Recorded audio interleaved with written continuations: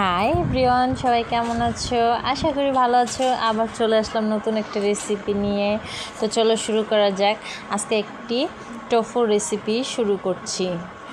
তো টোফু আর মাংসের কিমা দিয়ে একটি রেসিপি। তো চলো প্রথমে দেখা যাক। তো আগে টোফুটা প্রসেসিং করে নিই। প্রথমে টোফুটা লবণ যুক্ত পানির মধ্যে ভিজিয়ে রাখবো। তারপরে মাংসের ছোট্ট ছোট করে কেটে কিমা বানিয়ে নিব। তো চলো দেখো কি সুন্দর করে মিহি কিমা হয়ে গেছে। এখন টোফুগুলোকে প্রসেসিং করব। তো স্লাইস করে কেটে নিলাম মোটা মোটা করে।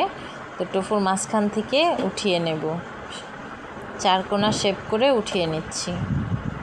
ওঠানোর পর ওই খালি জায়গাটায় কিমা দিয়ে ভরে দেব। তো কিমাটা তৈরি করছি টোফু দিয়ে, গাজর কুচি, পেঁয়াজ কুচি, সয়া সস, ওস্টার সস দিয়ে, কিছু বেকিং পাউডার দিয়ে মিক্সড করে নিচ্ছি।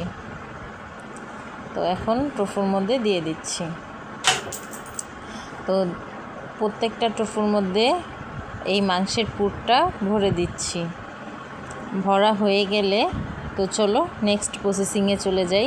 কিছু সয়া সস একটা বাটিতে নিয়ে নিলাম, কিছু ওয়েস্টার সস এবং কর্নফ্লাওয়ার আর পানি দিয়ে ভালো করে গুলিয়ে নিচ্ছি। একটি ফ্রাই প্যানে গরম করে তেল দিয়ে তার মধ্যে টোফুগুলো উল্টো করে মাংসের কিমার পাশটা দিয়ে ভেজে নিচ্ছি। তো দেখতেই পাচ্ছ কিভাবে ভেজে নেওয়া হচ্ছে। এক পাট ভাজা হয়ে গেলে উল্টিয়ে দিচ্ছি।